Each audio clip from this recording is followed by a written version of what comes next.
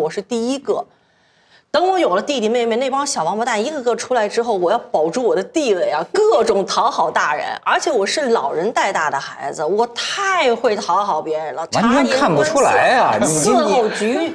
我看是今天你能撅谁就撅谁。不是因为我发现他很在这个行动上很在意的，他只是嘴上很多人认为他你看跟他好的人都没有这种感受，就不在乎他嘴上怎么说，就不往心里去。他最怕的是什么呢？就是在一个生人或者半生不熟的一个空间，他这种表述方式有悖于中国传统文化，所以有些人就会怀恨在心。是的，而且我特别能触怒这些不自信的人，因为其实我也说真话，我也不太在乎他们，而且我特别想就是干干净净，我就这帮朋友，我好好讨好他们就行了。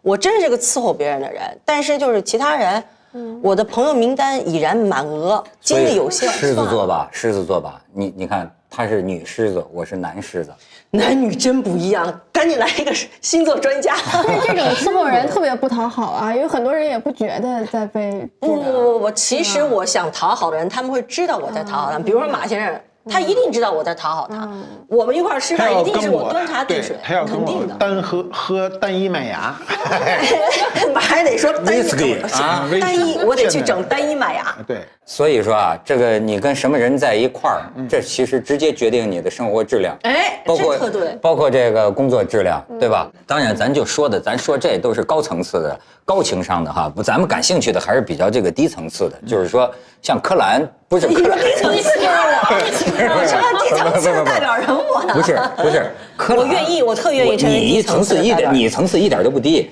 但是呢，我情商低，你呀，智商更低。你有一次接受采访说的话呢，很多这个网友啊有共鸣，因为这跟他们在职场里的这个一些体验呢，或者说他们这个困扰啊能相关。为什么呢？就原来柯蓝这不是我们同事嘛，都是电视台凤凰的那个主持人。后来呢，我们不敢出去啊，他敢，他跑了，对吧？后来呢，他有一次接受采访，那大概意思就是说什么呢？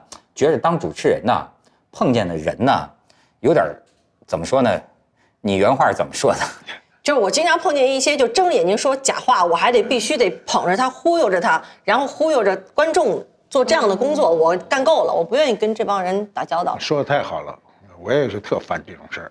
你要不知道也就罢了，你明知道你内心很痛苦，对，是这种。那行，这个我就喜欢干这种。不是，你要钱，我不要钱，我一穷。我原来当过主持人，当过半年的访谈节目的主持人，还访过我一回。对。他那半年访过我，对，然后但是马老师算是里面最靠谱的，也访了一堆奇奇怪怪的那种，一看就是骗子的人，就是捧着呀。他说他的就是什么，真的有人说自己这个100年后自己的能和梵高齐名之类的，那这种怎么反应啊？我作为主持人就是沉默鼓掌，内心给他鼓掌，就你也没法驳他，怎么办？一般有经验的人会怎么办啊？我呀，你遇到这种怎么办？我跟你说，我觉得我就是这个《红楼梦》里那个贾宝玉就说什么呢？有句话叫“惯于做小伏低的性”，我觉得呀，这挺逗的。你比如说，换一个角度，觉得他可爱。不是好多人呢，就是说我那个激发对方说蠢话吗？经常装傻，说装无知是吧？其实我心里说，装无知总比装有知强啊，对吧？而且是真无知。我是说呀，这个人跟人说话呀，你弱他就强。有的时候啊，你得敏感地感触到这个东西。你比如说啊，我自己感觉，就中国古代文化里讲一种叫守拙、藏拙，挺有道理的。你比如咱们这一桌人吃饭，你发现没有，要来一个喷子特能砍的，人家有些真的很有水平的人呐，或者是什么，一有个说话强势的，你就把别人抑制了。别人自然就少说话，那就听你说吧。所以呢，我觉得有时候你跟人聊天的时候啊，你知道你也得装着傻，真的吗？我不信。哎呦，你发现人的心里他嘚瑟，你知道吗？甚至有的时候，有人就说你就是说我不同意你的观点。其实主持人有什么观点呢？就是你说左我就说右，你说右我是说左。但是你发现人在这个时候啊，你观察人有意思，我就觉得我把他伺候舒服了。你比如说，他要是这个非常自信，你就让他更自信，是吗？ 100年之后您就是梵高啊！天，那您的艺术主张是什么呀？这个人，哎，我觉得这是一种很好的，他就彻底喷了。对，他能表现的最达到他人生的巅峰。他真是个好主持人，他的确是，他有这个情商。他比较会聊天，是聊天是一很难的。这又拿我打岔了。这绝对是艺术家。尤其主持人聊天是个很难的事儿。做一锵锵三人行，我原来做节目一要崩溃啊，我没办法，我又不能拜佛去，我就想。窦文涛，找了一遍点的，他都4000多集，他都没崩溃，我这好几百集早着呢。我真的录节目综合症，绝对从内心不高兴，就突然就觉得马上要录节目了，然后心里就开始低落。我特别明白这个，对，是吧？然后我想到明天这几个人要跟他们聊天，然后呢，这节目一说今儿完了，而且是这个月的任务都完了，一下就特高兴，马上内心就高兴。所以我就差吃那个抗抑郁的药了。百忧解有吗？百忧解，对，太就是说不上来的那种，就是你又必须上去，你没有办法，就等于说所有人都在舞台底下坐好了，该你上场了，你这会儿打退堂鼓也不可能，就咬着牙上去。其实上去就好了。上去也就没事了，但是还是心里不愉快。而且另外有一点吧，就是来者皆是客，你必须要有这个职业操守，就是你得捧着人家说话。就像文涛说，哎，你说的对，哎，我说说你的艺术主张啊什么。其实心里想说，什么主张？16个字都骂出来了，恨不得所有就是康熙字典里能骂人的都得去查一查。还真不是你看啊，你就这就是个性。不是你说你是有主见的人，你心里会对人啊有这个判断。我呢就发现呢，我要是听一个人说话，在这个听的过程当中啊，就有点像一个谁呀？那个阿成老师曾经说啊，他说看书啊，第一遍他就叫速读。他说你看这第一遍的时候啊，心里没有任何成见，就是说你就真的就是看看他怎么说。我有时候是什么呢？我要觉得你说的不靠谱啊，是咱们完成了之后，我回头想想都胡说八道。但是呢，说实在的，我在当时听的时候啊，我好有兴趣。你特可爱。我就觉得真是特，就是我就是你就真的变个小孩一样，你就哎呀，你就具备了专业的陪人聊天主持人的素质，真的，对，不是每个人都做得到。我要是不愿意听了，包括在你的节目里，我看过观众写的信啊，就是那个写那个回帖啊，说一看马老师就快翻脸了，就是因为我对面有的人说的话不贴谱嘛，我又不愿意吵起来，对不对？因为原来这个其实做节目吵起来是最好看。你要咱们4个人吵不了架，因为你们都太漂亮了，我都不好意思。会聊天，说说您的艺术主张。对，他这个有时候是节目吵起来好看。如果他是一个就锵锵三人行，他祖宗。我们2个人，我曾经跟一个人做节目，那是好多年前呢。那主持人说啊，说做节目是这样的，这节目不是太真啊，有点接人口谈，有点假。对，你们俩呢，观点不能一致了。我说我明白，我就跟对面那个人说，我说你先说，你不管怎么说，我都会呛着你说。我说我不是对着你，是为了节目。说好，然后他就开始那天谈论爱情，很有意思。然后那人上来就抛出一观点，就说爱情一定是双方的嘛。是吧？双方才是爱情，什么说了一大套。你说一样的，不是你听着，我马上上来，我说那不一定。我说我单恋着邻家女孩，你不能说我不是爱情，对不对？这是单方的嘛，跟他没关系啊。然后人家愣着我看看，说吼，你说的对，你说的对。光这节目那个主持人说停，这节目怎么往下录？你们俩会睡一边啊？然后我说我是呛着他来说来着，对吧？对方那个人没有经验，他不会坚持自个儿的观点。他突然说你对，这就是这个节目中那都是好人，不坚持自己的观点。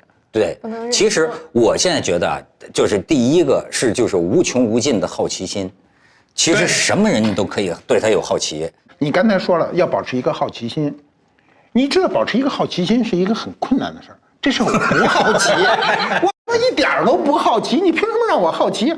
对不对？你那个好奇心。你不管你是装的还是干什么，你让别人感觉是真的，我看得见。咱俩做节目没少做，你有时候就是那好奇心就是装的。还有一点，你说的有道理，就是你被人灌口了。这叫的确也是爱情，这叫职业，对，这叫职业的好奇心。我跟你讲，就是说，说得好，说得高级了。比如说，咱们要去做这节目之前，我一点都不想去。但只要坐那儿了，柯蓝坐对面了，哎，你说什么我都特想知道。我现在要说，他是真的。这节目的类型啊也是不一样。比如说我们是有话题性的，你明明知道你平时在装，但是话题能够暴露它，所以这个节目你主持起来比较有趣。比如说像我们这种1对1的这个主持的话，他那些官话套话说了10000遍，他这次又来跟着我说了，这真的是我一点好奇心都没有。对，咱们就别互相吹捧。但我是说，本来是说柯蓝的这个事儿啊，他提起来的一个话题啊是什么呢？就是说有时候经常在工作当中啊，跟你合作的人当中啊，有没有让你不能忍受的事儿？比方说，甚至有人说，就说这个猪队友啊，你完全不能接受他，哎，你该怎么办？你比如像马爷这个，他或者说是我就是管事儿的，是吧？我可以炒了你，或者说呢，我像柯蓝这样的，是吧？这个伺姐姐不伺候了，走了。但是呢，大部分人，我现在就发现网上啊，你看你们现在年轻人是不是经常有说，就我碰见我这同事这么傻，这么蠢。但是我又不能摆脱他，我该怎么办？就我觉得好多人其实他们就是预设别人是蠢的，我觉得这点本身其实就挺愚蠢的呀。就是你怎么知道这个你在别人眼中不是猪队友呢？所以我觉得问出这个问题的人其实本身就没有反省能力吧。我就觉得我自己是猪队友，我在职场上绝对是猪队友。什么地方？非常不负责任。什么地方表现出你是猪队友？就是比如说一件事情，我本来不太愿意做，然后呢，我也是出于讨好，我就好啊，没问题，答应下来，然后结果最后就变成鸵鸟，就躲着联系不上我，我就经常干这样的事情，所以别人肯定骂死我了。对啊，我就是猪队友啊！你这种立场还是属于这个人道主义立场，不负责任啊！不是，我跟你说，就说这个不靠谱的，那是超出你的预料。你比如说，我给你举个例子，我想马爷应该碰见过吧？就是说，好比，曾经有个公司啊，你比如说给我安排一个司机，这个兼助理。好，我跟你说，这个世界上总有你不能忍受的人，你知道吗？就是甚至我怀疑人是不平等的，某些人天生也许是不是有点，你比如说哈，给我安排这个司机兼助理，好，开我的车，第一天修车修了8000块钱，就是胡同后边有一个起来了杠子，他第一次开动过车，咣叽撞了后边了，这无所谓啊。我跟你说，奇葩的是什么？他给我开了1年的车。一共开了1年的车，然后呢，有一次快过春节了，我老家回石家庄呢，就他开着车回石家庄，然后回北京的时候，那时候好像真碰见一个什么日子，北京那个设卡要查，大概就是在那个六环外的查，然后呢，就给这哥们儿一看前面是警察，突然想起来了，哎呦，我没带驾照，哇，驾照，我说你跟我开车去石家庄住了1天。回北京，你仍没带驾照，你是我的这个司机啊，我没带驾照。好，那怎么办？他说你带驾照了吗？我说我带驾照了。说咱们赶快换一下。你知道他那警察就在前面100米处啊，我正往前，我在后座，我正往前爬呢，但是那车快到跟前了，然后那警察还看见我了，说哟，豆哥，警察。赶快揍回去啊！对吧？这没办法，当然你那么也不对啊。说这个，但是警察说一查，就是说，你怎么着没带驾照？一开始呢，这个警察呢还安慰我，就是说，说那个豆哥没事，这个罚了该罚的款，对吧？你这个以后注意就行了。说你让他跟我进小屋去一趟。后来进小屋半天没出来啊。过了一会儿呢，他没出来，警察出来了，说豆哥，这个我们不能让他走啊。说怎么了？他说我们在电脑上一查呀，他这个驾照啊，1年半以前就被吊销了，他一直就没补办。他给我开了1年的车，你就瞒着你，压根不知道。他不是瞒着我，他不知道被吊销，他就是世界上他不可能被吊销，你肯定是知道。不是，我跟你说啊，世界上就真有这种糊涂人，就是你任何一天问他身份证或者是什么驾照，或者是信用卡，肯定有一样是属于丢失的状态。就这么一人，然后好，最后你这怎么办啊？就麻烦了，就是说这警察就训斥一顿，说这本来我们就要把人留下的，说你绝对不能够这样的哈。好，因为他给我开了很长时间车，我去的有些地方啊，只有他认路。你知道接下来发生的事情是我给他开了2个月的车，就是因为只有他认路，所以呢，我该这他在后座坐着，这个往左拐，往右拐，我说我是你们的助理行吗？你是我的助理。哎，你们碰见过没有？他们说这双做猪队友，真有这样的人，有些人就糊涂到啊。丢三落四，粗心大意，能到惊人的程度，你们没碰见过吗？我其实刚才说那个方舟，对，这种人很多。方舟刚才说呀，就预设别人是蠢人的人，这是谁的预设？这个人是我，而且我为此付出代价。我觉得所有的我刚才说的这个蠢人和猪队友吧，我们会为自己的言论要付出代价。我说的蠢人是什么人？就是完全在装聪明。觉得他那些小聪明别人看不到，我能骗你一下，我能糊弄你一下，其实我对方看得清清楚楚，我认为这个才是真正的蠢人，而不是说我真的就是笨。真的就是笨，有的时候你根本就避无可避，它是人生当中真的是一个课题。真的，这怎么解这个课题？你碰到这样的猪队友，你想避开是吗？行，你避开，会有避开之后你要承担的责任。你若不避开，就像你碰上了，你也要负担之后为他开车2个月，就每一个人都会为这个要付出代价。比如说我碰到一些事情，我认为是猪队友，行，我走了，我不干了，我不干主持人了，我去当演员了，非常低的片酬，从头开始，劳动妇女撅着屁股吭哧吭哧就开始干活了，这个也是我要付出的代价。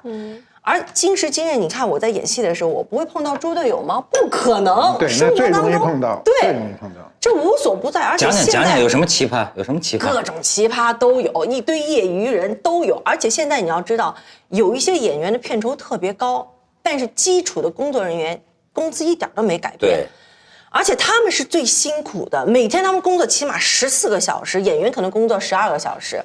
14个小时的工作人员，而且这个行是没有门槛的，你知道吗？我就挣这个包吃包住3000、4000块钱一个月，我永远都在换。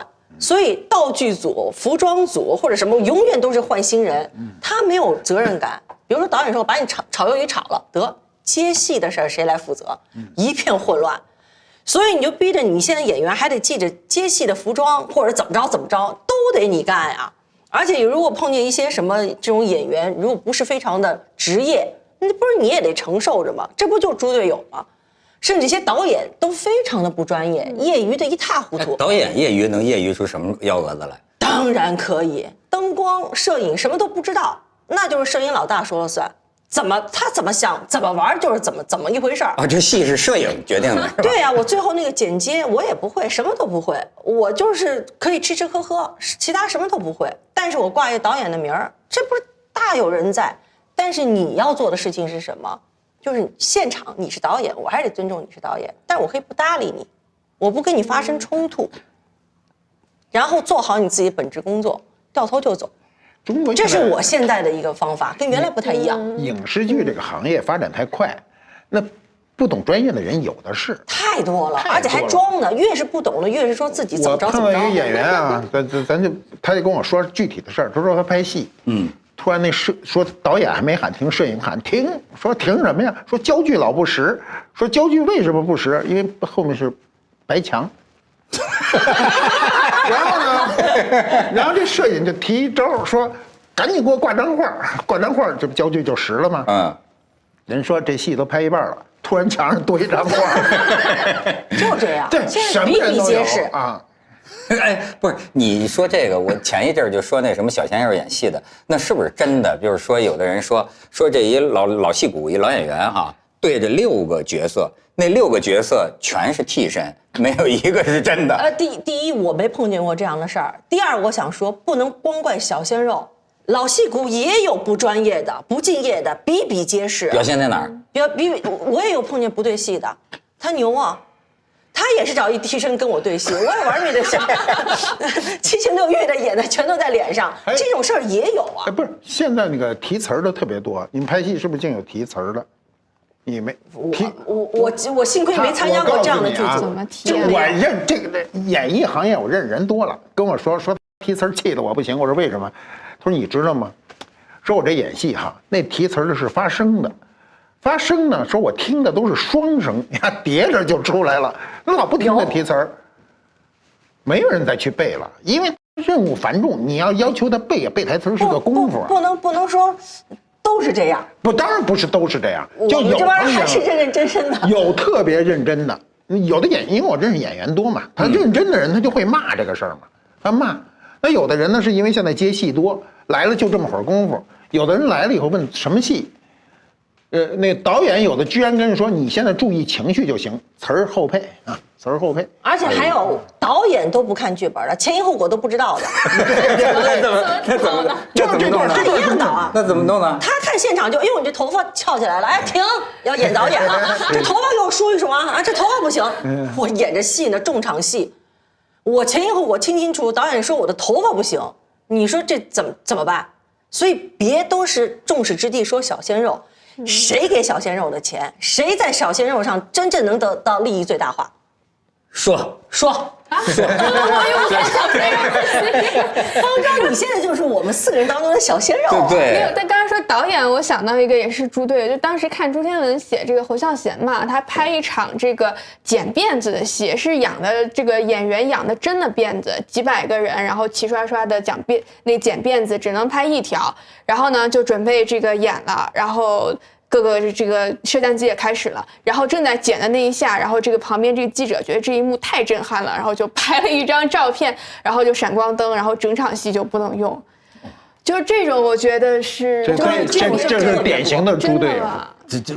我告诉你，经常是我们在演戏的时候，现在就是剧照师也是一堆热血青年，他们不懂啊，不懂来之前没有人教他们规矩。就是我现在说我不想骂小鲜肉，为什么？你们这些大人为什么不教他们规矩？我们那时候，我入行都没那么仙了啊，但是有老师们教我规矩的。我们在拍戏，经常这边就有一个剧照师，咔嚓咔嚓咔嚓在那儿拍，这戏等会儿是剧照重要还是演戏重要？你说他说这个规矩啊，真的，我现在是觉得，就是我过去你知道，就是不当头的时候，比如说只当一个主持人。特简单快乐。我脾气多，我在那个我们公司是有名的，我20年工作没跟人红过脸，但也甚至有的经理就说文涛脾气好，从来没见过他跟人那个生过气。但是今年以来，从做这个圆桌派以来，我也不知道为什么，就是我怎么老是摁不住这个火，我骂了好几次人了，你就光这几天，我觉得是不是更年期还是什么？不是，是因为你知道吗？你开始负责这摊事儿了，是的。你知道那个时候就有些这个不靠，我跟你说，甭说那个什么情商啊，那个什么这那个的，就是你知道，因为一个人的不靠谱，全队的劳动啊，瞬间化为乌有。你比如说举例子，就是说啊，我们那天要录了一个节目，对吧？但是这个节目很重要，就是讲宣传纪律的，谁都不能透露，对吧？谁都不能知道播出前谁都不能讲。但是你知道吗？就这个有些人呐。他就是那种爱炫呐，爱跟人我就发现有些年轻人怎么那么爱。那天我就骂他，我说你们怎么那么爱怕发朋友圈啊？剪个片子吧，把没播出的一个东西，给播出来了。你看，我说这说了有用吗？怎么一点都没规矩啊？你一个人不靠谱，我们大家伙这么大费劲的，你说那个时候你为什么不搓火呀？就为什么一定要？但我还想说，这不赖他，赖你啊！你一开始你就没有把规矩说清。说了2遍。哦，你知道这个所以我现在真的发现，我一接触社会，我发现这世界上，人真的，你到这会儿才接触社会，接触了2年社会。不是我认为有些人啊，真是蠢到我不能理解。我不知道为什么，就是说，比如说，这事儿。我又想起我爸了，我爸一辈子就老跟我们来这个，说你看看，我早就跟你说了吧，文涛你老了，对，我怎么现在发现都给我说中了呢？我跟你说了2次，怎么你就还在这事儿上折了呢？你们都没听马先生的都督，他早就说过了，他现在就说都已经累了。对，不是这种事是这样啊，就是你生活中如果你有决策权的时候，这是最痛苦的时候。权力是个很痛苦的事儿，你像雍正皇上当了皇上，自个儿给自个儿刻方印叫为君难，就是你们别以为你们难，我比你们还难，是吧？那么怎么去管理呢？心眼好的人都管理不了人。是的，透着咱俩心眼好。这太虚伪了。其实我心眼特脏。我碰到过那老板跟我讲管理经验哈，他说你管理的时候你发现毛病，不能再给机会，给机会就是惩罚自己。他给我讲个例子啊，他说他雇一司机呢，说他出去半个月，回来的时候让这个司机去机场接他，他下了飞机找不着司机了，以后他就问说你哪儿呢？司机说给忘了。他说你在家半个月就接我这一趟，你给忘了。我就净碰这种人。说你干嘛呢？你知道他说干嘛呢？打游戏呢，这不一打游戏彻底忘了吗？但这也是个老实人，说你听着，他，你接老板，你再怎么编你也编不出来了吧？说呀，家里谁生病了呀，那不行了，那你得在老板下飞机的时候先接到一个短信，这叫你没忘。老板在下了飞机给你打电话呢，你还在屋里玩游戏呢。好，谢谢。这老板跟我说什么呢？说当时他就气得他一怒之下说给他开了算了，说我给你最后一次机会，你知道这是什么代价吗？就是这司机大概在1礼拜之内给他那奔驰撞得稀巴烂，然后他就跟我说坏，不是犯坏，他人还伤了呢，他怎么不是故意，肯定这人都乱了，乱了。他就说你发现这个人不行的时候，就你这算队友吗？这不能算也能算猪队友是吧？对，不行了，一定要解决这个问题。是，一不解决，后面就是你自己惩罚你自己了。对。所以你要不是老板呢，你要是平等的同事呢，要跟你工作对接的老是这么一人，那就是柯蓝的选择，我闪你远点吧。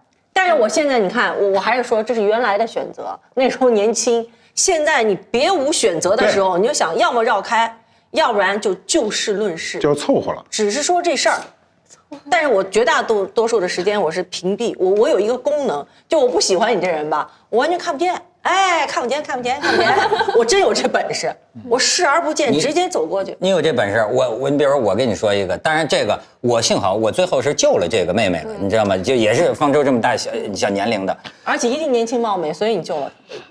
不难看，但是我对不是我就跟你说，签合约做广告是给我钱的，你明白吗？最后拿着合约，他们公司盖章签了字，他送到酒店来让我签。你说我要不说咱们这高洁人格之高洁，我最后看，我看最后我说，这个钱多一个0啊！哇，那会儿吓得啊！我说咱要照这签，可就是这么多钱了，多10倍啊！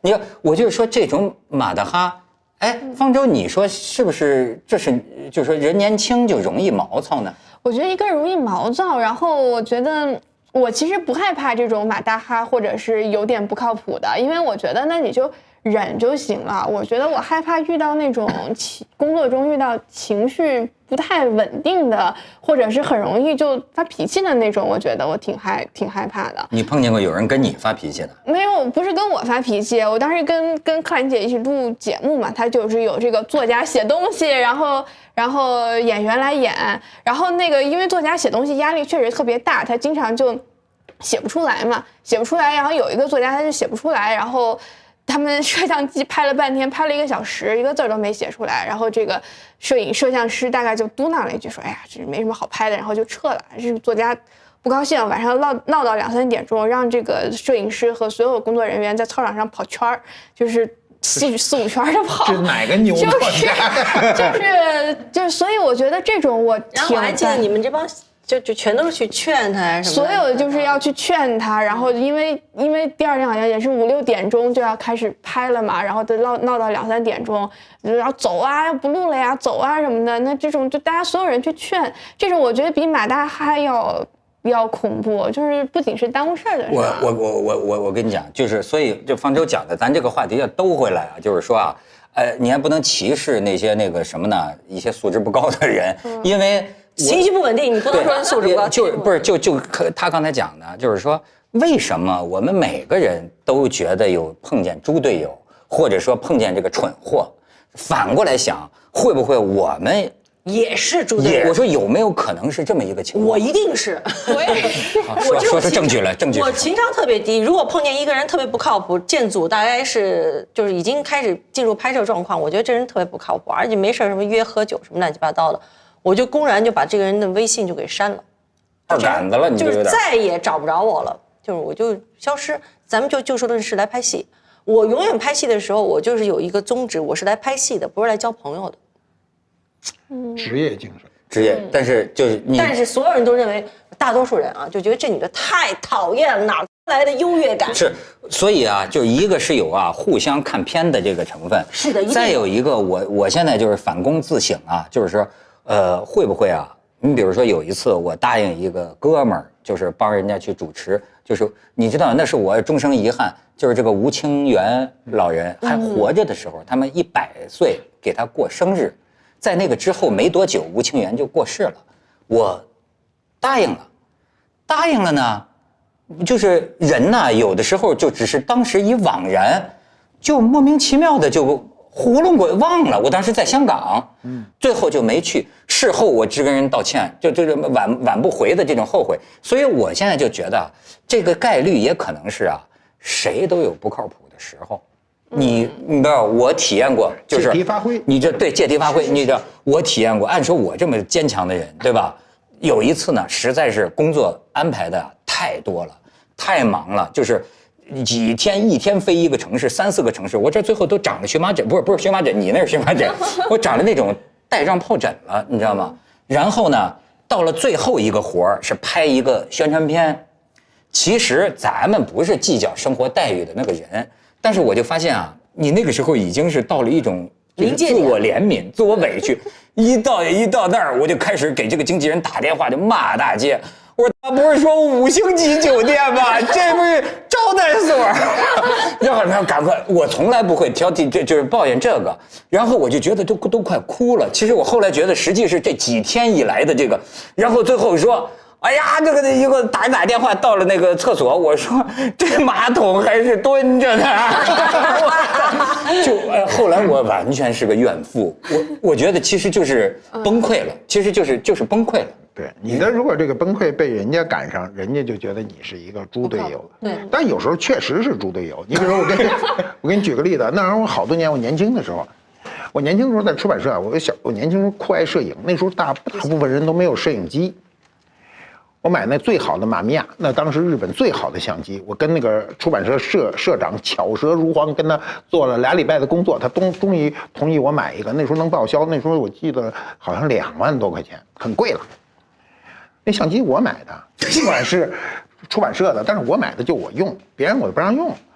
不让用呢，我们那美编就天天他说他平生最大的愿望就是拿这玩意儿照相。结果我们就出门了。出门那时候开笔会，就是全是作家，去30多个作家在安徽。那时候你知道照一彩卷是天大的事儿，得那个总编辑批什么乱七八糟弄好多事儿，主要照的都是黑白照片。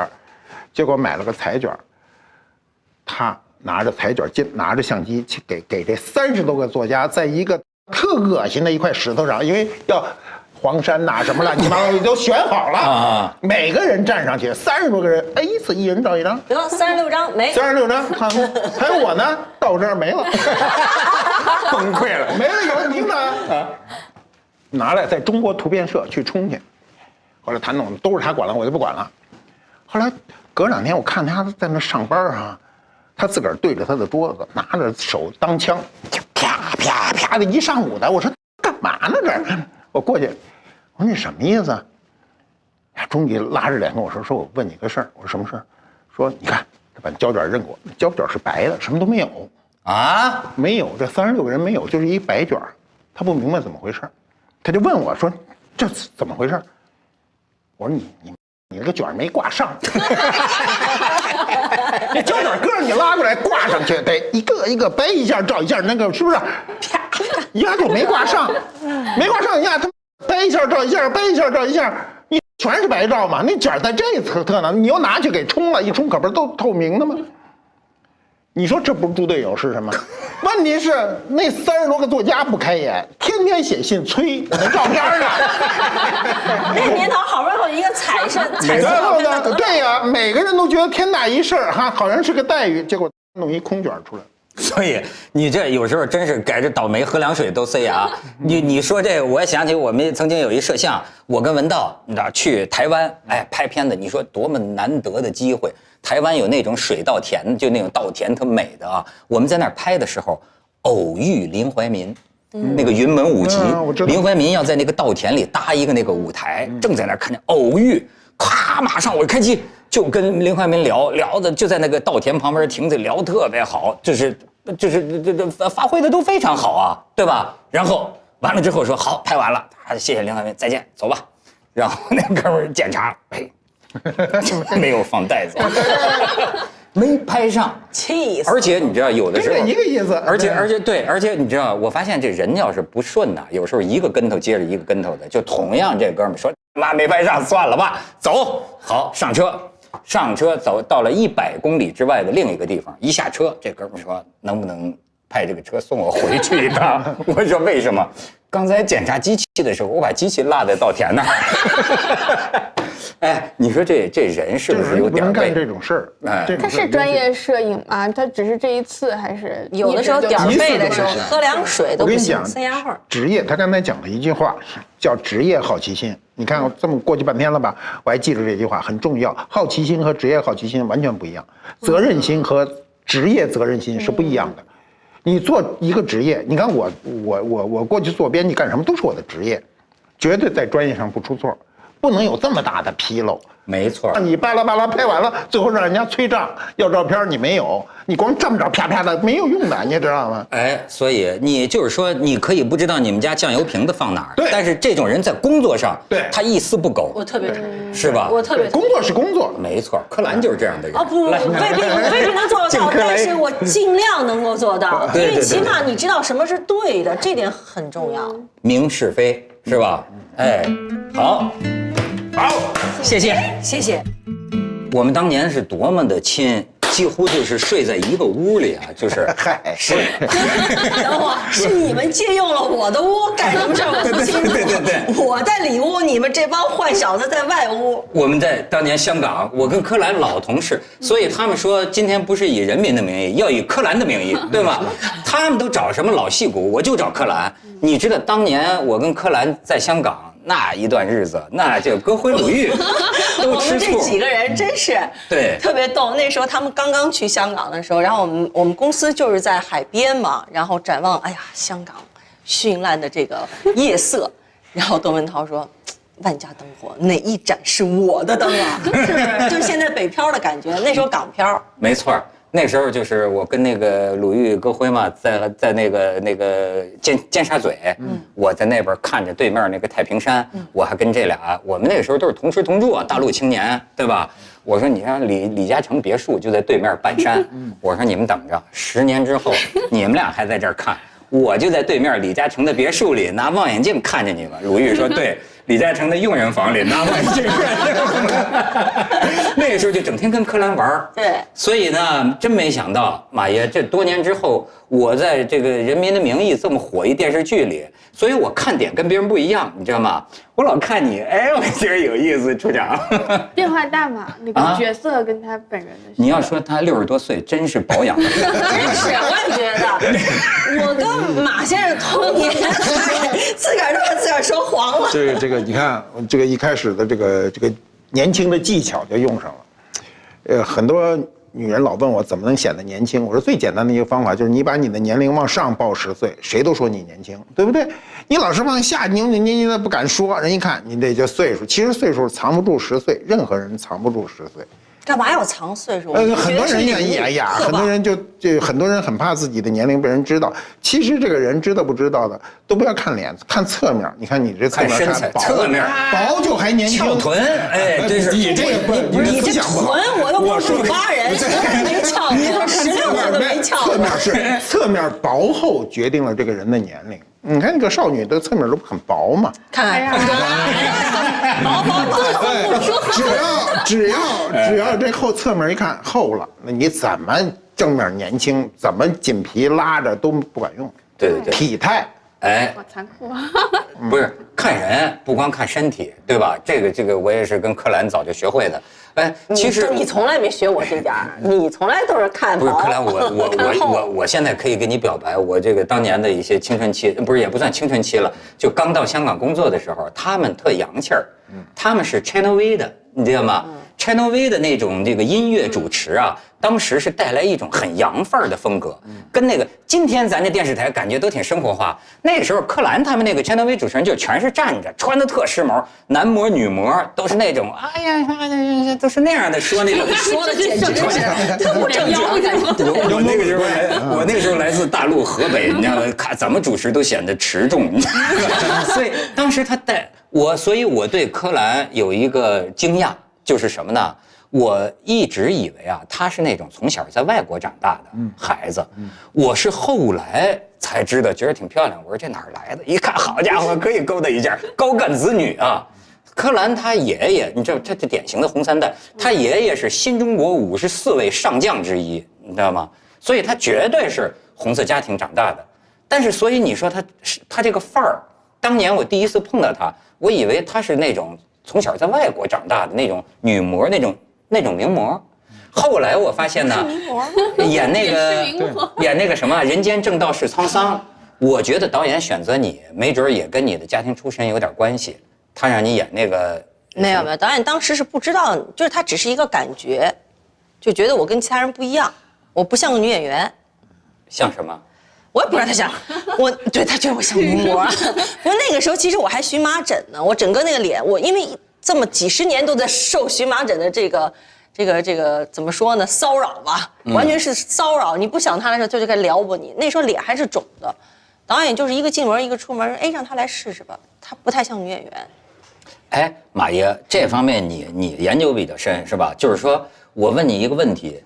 你觉得就是说，咱们4个人都回答啊，你们活到这个岁数，40的、60的、80的，哎，你们在这个岁数有没有反思过你今天的很多你的好处和你自己觉得你自己不好的地方，跟你的家庭出身有关系？你琢磨过吗？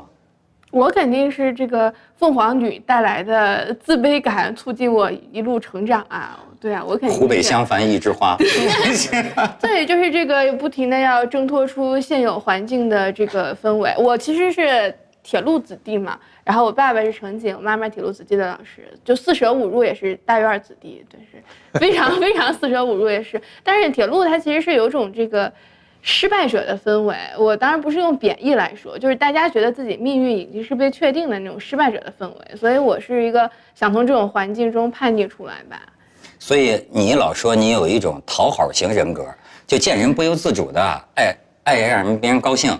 对，就是包括小时候，你觉得跟小地方的那种自卑有关系吗？有啊，就是其实你刚刚说看到那个柯蓝姐那个洋气，我就想到我小时候大概11、12岁去广州的一个富的亲戚家捡那个姐姐不要的衣服，然后呢是我那个姨姥姥她安排我捡这些衣服，因为她耳聋嘛，她声音特别大，说翻吧翻吧，尽情的翻吧，然后就是那一刻就觉得非常的心酸，就是那一刻可能是我很明显的感觉到啊，我是这个小城市的然后见到洋气的衣服的那种自卑，我觉得那个可能是印象比较深刻的一次。你看马爷，你要是说咱4个，我就老觉得我们俩是属于贱民出身，你们俩有点新中国贵族出身的劲儿。没有，我没有，他是我不是。你怎么不是？你空军大院的。空大院是空大院，对。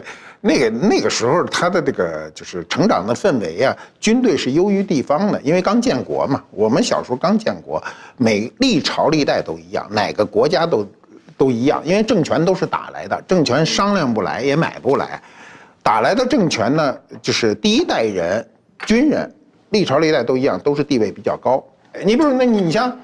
这个赵匡胤拿下天下以后，杯酒释兵权，所有的人都过得很好。只要我这个权力消失了，所以军队呢，在这个上个世纪就我们小时候50年代60年代的待遇要大大的优于地方，起码我们小时候没挨过饿，不可能说没得吃。哎，所以我就感觉到啊，你们是在北京长大的，你像那个我呢是算是石家庄吧，这个在天下第一庄，我现在就有时候感觉到，你当然咱们用任何这个地域去说这个人，你都可以反驳我，那都不是科学的。可是大家聊天怎么就那么爱聊？你是哪儿的？我是哪儿的？你比如说，要照我平常爱跟他们聊，我就觉得，就说你看这个河北人啊，就或者说我们这石家庄人，其实骨子里啊还是有一种那种叫从心的那种人生境界。从心为怂嘛，就是就为什么你看啊，往往做一圈人吧。好像我就觉得，像我们河北的人就比较不太爱表露自己的个性，比较愿意就是抑制着自己。相反，你比如说啊，你说前一阵儿，咱比如说这琼瑶阿姨，因为她那个什么丈夫的那个事儿啊，就嚷嚷的满社会都知道。你知道我当时就发现呢，你看名人当中有这么一路啊，要叫我说呀，就是有人物感，他有人物感或者说中心感。你比如说像是我们这种出身的。比如我老觉得，说我犯了什么脾气了，我会觉得，哎呦，我出去嚷嚷去，就是说，这社会上谁没有点喜怒哀乐呀？就是我有什么资格去占用人家别人的，或者把我自己的事儿给人嚷嚷的全社会知道？我就说有的时候我会发现啊，你看有的名人啊，他有一种啊，在这个公众面前撒娇的这么一种劲头，就比如说他不高兴了。啪就骂大街了，就好像就是说我需要人哄着，就是你说这名人不能点名是这意思吧？不是，我不能点名，但是我可以，我想不明白是哪种事儿。我不能点名，我可以点出身。我后来发现不完全统计哈，往往这种啊就能够就有这种人物感、中心感，或者魂不练什么都不练，我就跟你嚷嚷去了是吧？把你们骂一圈，你们全社会你们都得松着我，对吧？我发现这种人。往往出身在北京，甚至是小时候，他有一些个像柯蓝他们家庭这样。我有吗？你别说你有点。我什么时候有？不是含沙射影。咱们跟人直接说有吗？问得好，没有，你是比较开放的。我想说的是，因为一直在说出身不能成为一个人的借口，在成长道路上的一个借口。你如果要说出身，那个时候都是供给制。这个马先生应该非常清楚，没饿着，从来没撑死过。在那个年代，什么叫做贪污受贿？家里的所有的茶几、凳子、床，全是公家的，全是公家的，你没有私有的财物。与此同时，你的工资的确是高，爷爷奶奶、外公外婆他们工资高，他养的人多呀。所以你会不会养了几大家子人，全是公家的？所以你会不会认为现在这个社会也是你们家的，也是公家的？这个我倒特别想，但是中国封建制度已经完结了，所以这事根本是不可能的。我跟你分析啊，你不是属于这种好像要把自己的事儿嚷嚷的满世界知道，你不是这种类型。但是我仍然从你家庭的里边啊，能看出你一些性格。柯蓝这个性格啊，有时候容易得罪人的，你知道吗？就是尤其是中国人啊，觉得这个女的怎么能跟大侠似的，或者说这说的特别对，魂不吝哈，招人喜欢，就特别刚性，就这种。我觉得这个吧，就是大家都是觉得这个出身成为一个成长过程当中的借口，但是其实出生它只是证明了一个家庭教育，不是每一个人的出身都是说你会一个人格的一个形态，不是这样子的，每个人的人格形态都是不一样的。包括你看，像我爷爷这种遭受了这么多的打击，其实让我知道的是，什么都不算事儿。你不管原来你做过些什么，今天说你好，你就是好；明天说你不好，你就不好。任何天塌下来，你得靠这个脊梁去把它顶起来，这才能叫顶天立地的人。这个跟你出身什么贫困或者是一点关系都没有。不是，你反而把你的欲望值降得很低。对，这个出身是两个问题哈。第一个问题呢是环境对你的影响，你的出身好和不好都会有影响。还有一个是我们特别就是顾忌的一个问题，就是他天生的问题。这种东西叫性格，性格是天生的，是可以遗传的。我们说自个儿，很多人不相信，说性格怎么遗传？我告诉你个指标，你就相信了啊。因为说人吧，就没法说，因为他老是觉得人是后天因素大，其实不一定。这个国际上的名犬协会对名犬的定义啊，这个狗的定义，它除了身高体，比如公犬最高应该多高，母犬应该多高，什么什么各种一样，它最重要的一个指标叫性格3代不得变异，狗不许变异。比如这种狗，同样是狗啊，这个斗牛犬，你越捅它它就越凶，越捅它越凶，这是它的性格，改不了。它不因为你环境很好，它就不凶了。那有的狗也叫汪汪汪叫，你一捅嗖就回去了，这也是它的性格。这个性格决定这个狗是否能加入世界名犬协会的这个名单。那么狗和人都是生物，您就是狗眼看人，狗眼看人低。我就说这个性格中呢，很多人就说到他刚才你说他跟他奶奶很像，这就叫性格，他一定有一种内在的东西在传递。只不过这个传递呢，因为后天人类在后天中能改很多，被文化约束很多。比如你连续碰钉子，你的性格就会收敛，对不对？如果你这个环境中没有碰钉子的机会，你的性格依然是你自己的。我们的性格都是改过。那老炮属于这种心态吗？老炮让这电影彻底给带走去了，这对不对？老炮是这样哈，过去所有的这个老炮并不是指北京本土成长的这些人，往往是那种带有一些大院背景啊，有一些就是强烈的文化自我的这些人。这些老炮最强的一个概念是做事不计成本，这是老炮的本质。我们后来为什么老炮精神？为什么老炮后来这个电影特别红？就是它闪现了做事不计成本的这个本质。我们今天做事第一件事就是成本，这事儿我值不值得我去？我为兄弟值不值得两肋插刀？我们去做事情他妈得算一成本，这事儿，操，我这半天去干这烂事儿，我就不去了。算完了，最后还是插兄弟2刀吧。所以今天非要讲出身的话，我们来想想老炮，其实跟出身没有关系，跟你的见识，跟你对的阅历是有关系的。但出身影响见识和阅历吗？我觉得还是家庭教育非常影响。比如说，我从小我奶奶跟我说，这个是个男性主导的社会。身为一个女人，身为一个女孩子，我是大家庭当中的第一个孩子，但是我很不幸是一个女孩。我奶奶说你必须要读书，你长得又不好看，读书唯有让奶奶相面有点问题。我小时候怎么，我后来是经过后天的努力，我非常努力。但是比起我一个漂亮的妈妈来说，我的确压力非常大。我奶奶就说，只有读书才让你不寂寞。你就发现，真的是你发生任务。小时候，你今天想想，我第一次想要自杀，是我小学交不出那个寒假作业、暑假作业，可能小学1年级吧，那时候就想死。哎呦，这真是奶奶的刚烈。今天一回头想，多可笑啊！但是每次想到要死啊，觉得哎呦自己把自己感动得痛哭流涕的时候，就有人会丢本书给你看一看，你就发现，哎，历史上这些人都没死，凭什么我死了？我还年轻貌美呢。我觉得这个是非常重要，就是家庭教育。你会知道你这个，其实中国人每一个家庭都是一部血泪史，恨不得。就你们家庭在这个整个的那个怎么发展的过程当中经历过什么事儿，你如果真的都知道了，你回头一看，你不断的去印证人生的经历，你觉得这都不是事儿。这天空飘来多少个字儿都不是事儿。你看，不是我有一阵儿有流行，有一个公司里在人力资源部工作的人在网上写一个文章，叫做什么呢？寒门再难出贵子嘛。他就是说，他们银行来了这么一堆实习生，最后只能留下2个。后来他就说，他这同事说你看着啊，我告诉你，谁家是农村的，谁家是干部家庭的，谁家是知识分子家庭的。他说8、9不离10。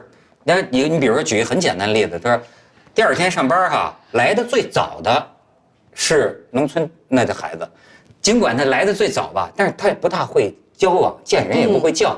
但往往干部家庭的孩子一来了，就是说，哎，叔叔辛苦啊，我给你倒杯水吧。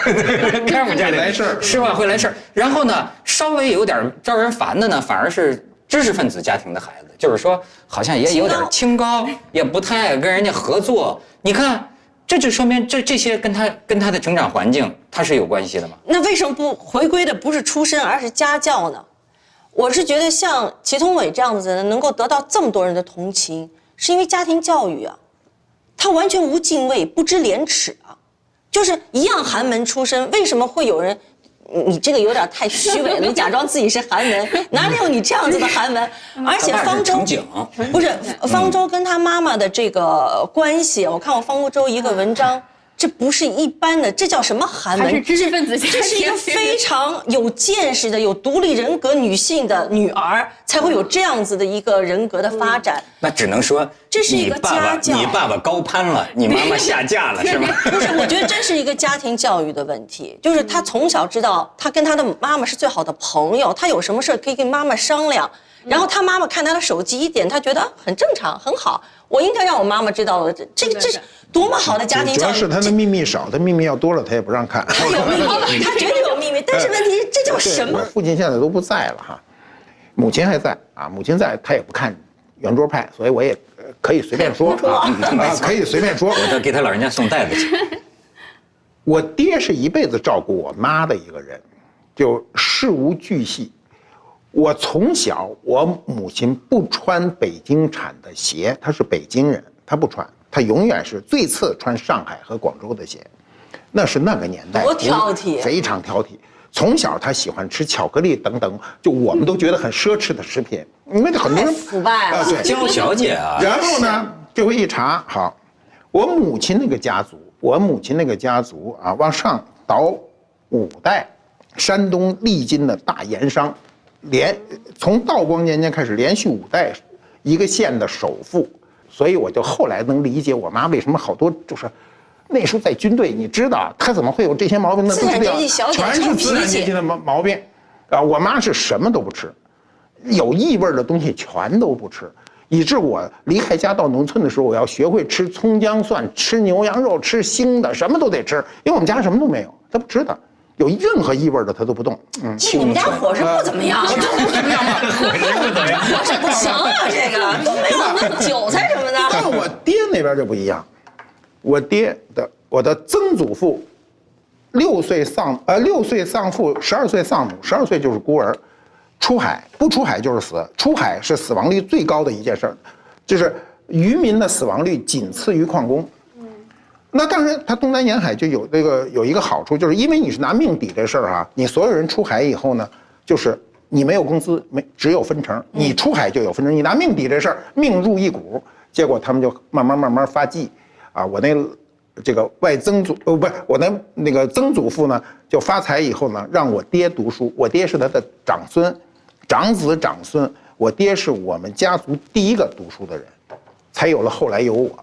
但是他读书的好处是什么呢？就是他们39个人出去一块儿是参军打仗，历经抗战和解放战争。他是，你比如著名的战役啊，就孟良崮，这大家都知道吧？然后打济南战役，打这个淮海，打渡江，打上海，一路打进去，他就活着。为什么他活着？因为他读过书，读过书的人都比较容易活到最后，这不治兵不勇吗？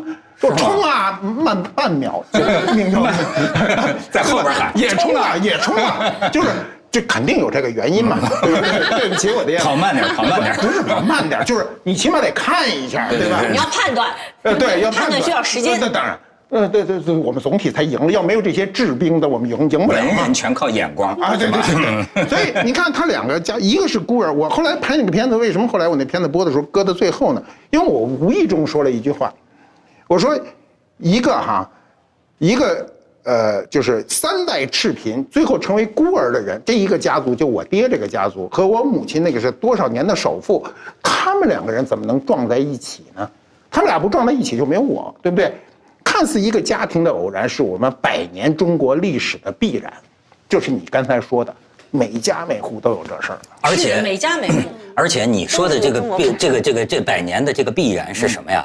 你真是看出来，就是说100年这个中国啊。这个你的父辈、你的祖辈啊，搞的这个重新洗牌的过程，这是天翻地覆。对，你看你爷爷，其实不是每一个人，你爷爷老革命，我们所有人都被洗过，我每个人都是这样。你爷爷没错，你爷爷老革命，你奶奶是大户官宦人家的小姐。对，你看这在远古，在更古以前是不会这样的，你见面都见不着。对，是门当户对的。对，就是这个重新洗牌。但是我跟你说，马爷，你连说这个我都觉得你们出身比我高。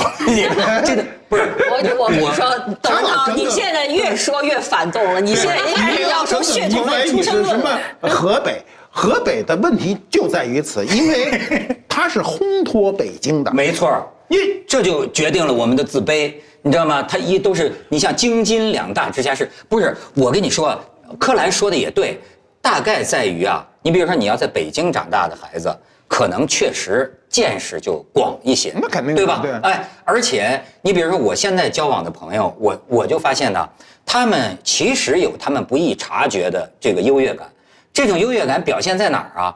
表现就是放纵性情，就是你看啊，你像我们河北人聊天儿，包括我跟方舟，我发现我们聊天啊，都是河北有1亿人。你不知道为什么我当主持人？你能不能不拉人家方舟？人家方舟小脸绯红，这就是我们，你就看出弱者了。他要拉个同盟，说话才有劲。就是为什么你看我当主持人？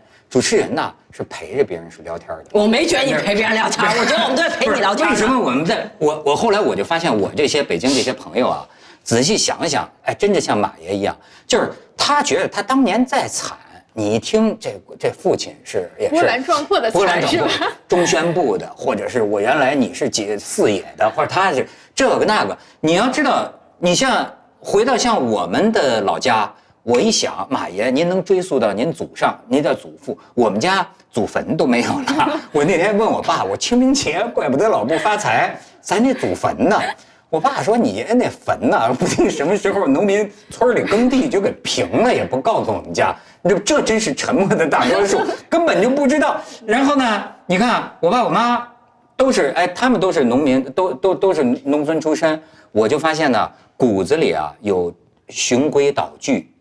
或者说把一个就举重若轻，有这些成分，甚至于你比如说，我有一个记忆啊，马爷很有意思。我就当时啊，就是我觉得北京孩子真的是特别怎么呢，活得特别有自尊。但就是在我小的时候，那个时候特别流行跳霹雳舞，有一个全国霹雳舞。我那时候从来没去过北京，那是我第一次对北京孩子有一个印象。你知道什么印象吗？就是全国霹雳舞比赛，茶舞。霹雳舞在石家庄一个体育场，但是呢是全场啊，就是那个肯定是有黑哨，那个裁判出了就有黑幕，全场都看出来了。对，但是呢，我就发现啊，你像我们河北代表队的，包括其他代表队的，明明知道不公正是吧？但是也就是忍气吞声了，忍气吞声，表演完了就走了。最后我记得上来的是北京4、5个小伙儿，这4、5个小伙儿啊，可能是约好的，上来跳得特别帅，噼里啪啦，最后一个旱地拔葱，砰家这个小伙儿啪一拍肩膀，走，哥们儿他妈撤了，当场就离席了。你知道当时对于一个石家庄的孩子来说，我觉得你看，哎呦，北京这还真是天不怕地不怕，就他妈魂不吝，你知道吗？就是，当时我就会觉得这个好像他们就是能够这样活着，任情任性的，魂不吝的。而我们呢，似乎就是特别要守规矩。其实我觉得您说这种还有一个原因，其实这种所谓放纵性情啊，我觉得其实就是对于占用公共资源的不害羞。讲得好，早该批评他们了。就是这么回事，你们从小就占用公共资源。不是，我的意思是说，其实让方舟说完。不是，其实就是说，包括在您说的这个 HR 看给人端茶送水嘴甜，他其实也是占用公共资源，就是因为啊，他这给人端茶送水的时候。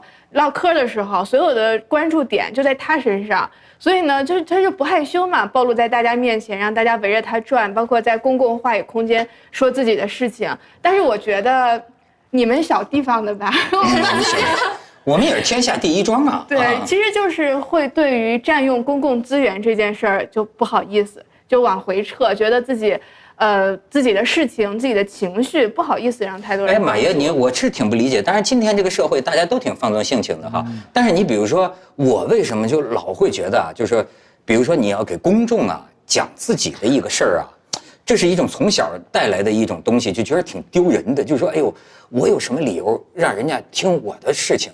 但是相比你看到这么一些性情中人，你也挺佩服他。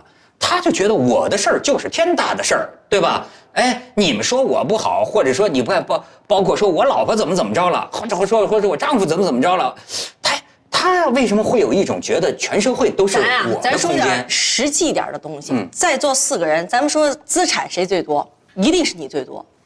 我的资产就是你们呐！别，我只有节目的资产。记得非常清楚，就是我20岁的时候进的 Channel V。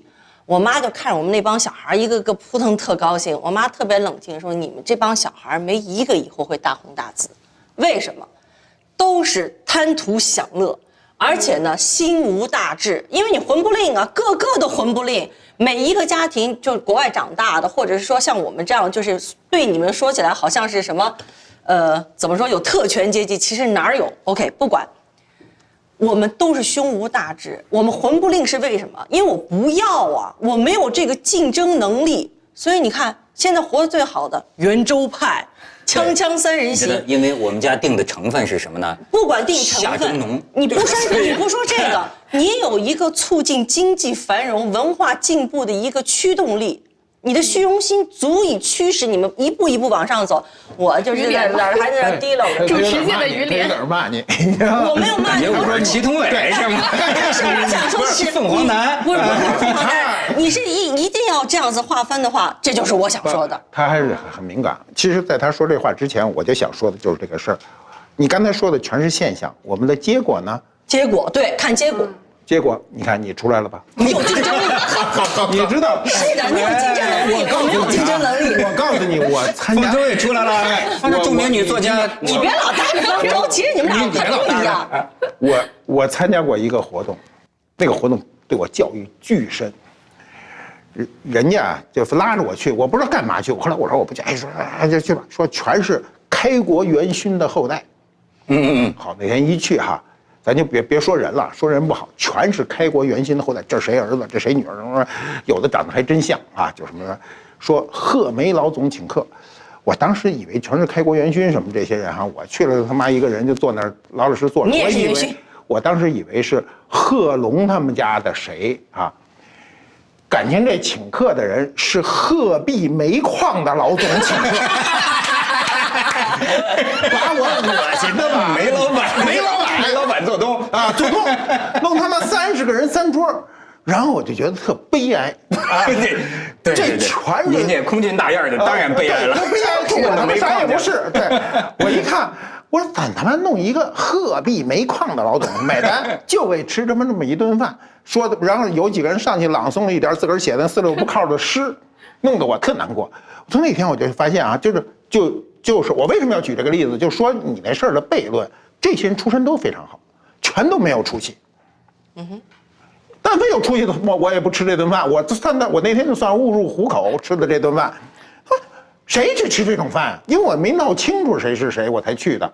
你想想，这些人的条件，那要说起来哈，我爹不叫官，我爹就是一军人啊，这些都叫官，都是开国元勋，全是顶级人物的子女，依然没有出息，还是在自己。家教是一部分，家教只能限制你的举止啊和这些很浅显，更多的教育是社会教育。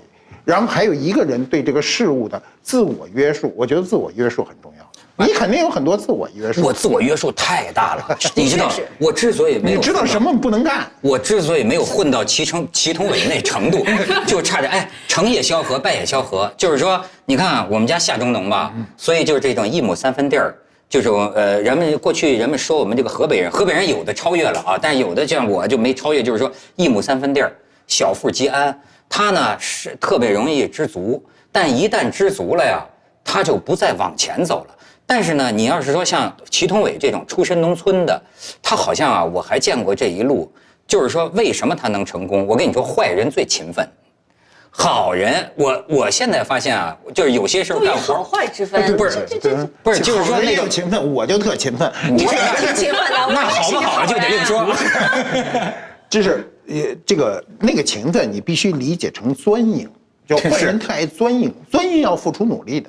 在中国这社会，你真的你，其实我觉得不是坏人，就是鲁迅原来写过嘛，说这个他寇思杂感一篇文章，他就是讲猛人。我觉得那个鹤壁的那个鹤梅，他其实就是这个猛人。他猛人呢，他需要一堆包围者，那这他卷的这个包围者，可能就是这些出身好的，其实是一个互利的关系。那方舟，我问你，你觉得就是说你会有这种吗？你比如说像我们上大学的时候哈，就好像是外地的小地方来的，他确实在北京同学面前聊天，那时候哪怕是个北京口音，他自己就会觉得有点怯。因为我们当时清华已经是北京小孩挺少的了，所以好像没有这种，而且我是名人嘛，所以他不一样，那神童就是我屌丝程度比你好一点。你们俩别在这边演屌丝，这真令人作呕，简直了。但是小时候有我写的第2篇文章，就是我想出生在北京，就是大概6岁半的时候，第2篇文章就是这个。但是你要想，如果你出生在北京的话，有一个这么棒的妈妈，你不会像现在这样，肯定不一样。没有一个翻吧，尽情的翻吧。而且北京本身就不是纯粹的北京人的北京，北京因为建国定为首都以后，来的全是外面的人。对，我是湖南人。我小时候听那个叔叔阿姨们说，没一个正经北京人。没错，可是我总觉得你要没有这样的长辈，你也不是你这样的性格。当然，你像刚才他说他奶奶，说他妈妈，对吧？这家庭教育，我觉得看你明显都眼光不对，对，这个家庭教育肯定是非常重要。但是有一点，我觉得人活得简单，我就是因为知道我有这样子的一个家庭，但是我要特别简单的活。你们什么时候见过一中年妇女活得这么任性、这么简单的？就我呀，我不要，我什么都不要总行吧？是，你看你就能什么都不要。但是要是我们小业主成分的人呢，我们就得有点什么都得要。你有点流氓无产者，你知道吗？对，就是我就是其实真正的小富即安是我稍微有点我就行了。然后我觉得我要那个脸比要那个钱要重要，在脸和钱当中，我一定选的是脸。但是你看你假装自个儿是屌丝，你特别辛苦说，哎，我这1亩3分地，1亩3分地，你明明是从锵锵三人行变成了圆桌派。对，那也是从富农变成地主这个节奏。对啊，你看我到现在也还只是个富农啊。不是我觉得咱也不能唯出身论，是吧？对，它是有影响。对，最后你看你又回到革命的道路上，人间正道是沧桑。你不承认？为什么要说革命？我为什么不说换一种是理想主义者？我觉得这个早期的理想主义者就是简单直接的。中国有早期的共产党员。然后有12月党，这不都是理想主义者吗？哎，这是不是你的 DNA？ 你骨子里有这个东西。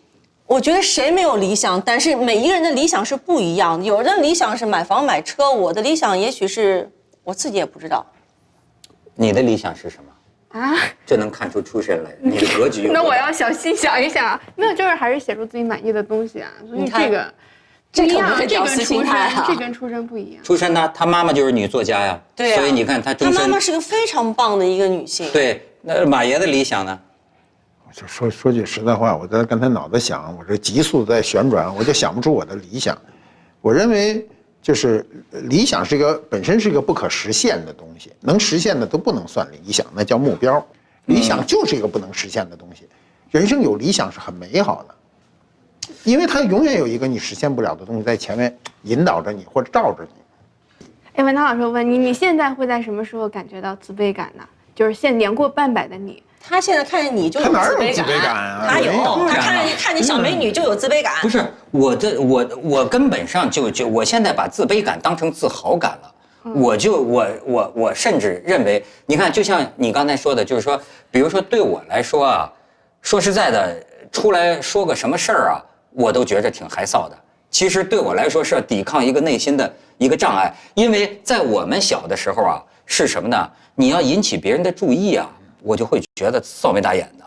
但是你看，人生就是矛盾，你干了这个不要脸的职业，但是你就知道我的心里有多矛盾。就是说，所以说我的理想就是退休啊，但是退休的前提是什么？再挣多点钱呢？衣食无忧啊！对，衣食无忧得挣多少钱？算的钱就够了，就挣的钱永远花不掉，挣的钱永远花不掉，然后你就发愁怎么把它花光。对，然后再找一个像柯兰这样说的，对这个物质上没有太大欲望的女性，这咱就切。不可能，你必须得找一个小美女，然后聊聊天，然后侧面正面。如果你找一个小美女啊，她对物质上没有需求的话，你的生活特别没有意思，真的。感觉一辈子挣的钱花不出去，对，很苦恼。行，祝咱们都实现理想啊！理想，超越咱们的出身。这事儿，我觉得理想就是真挚圣贤吧，这还是挺重要的。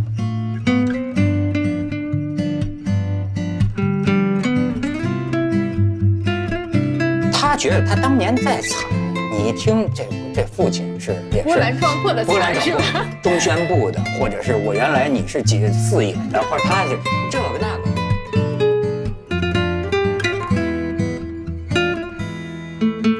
你像这个赵匡胤拿下天下以后，杯酒释兵权，所有的人都过得很好，只要我这个权力消失了。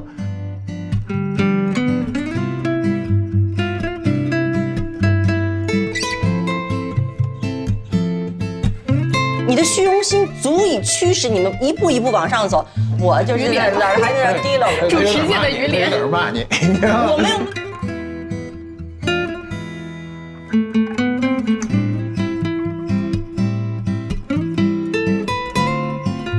觉得理想就是真挚圣贤吧。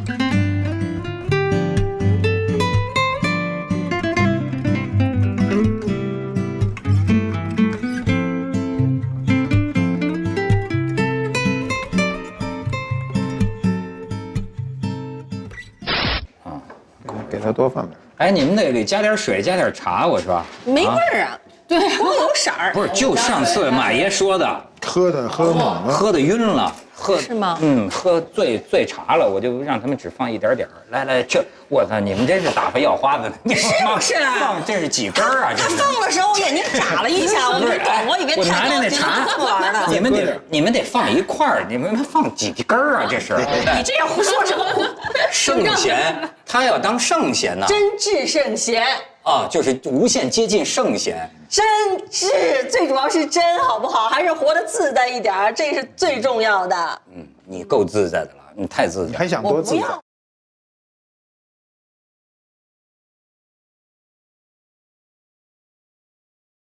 这世界很酷。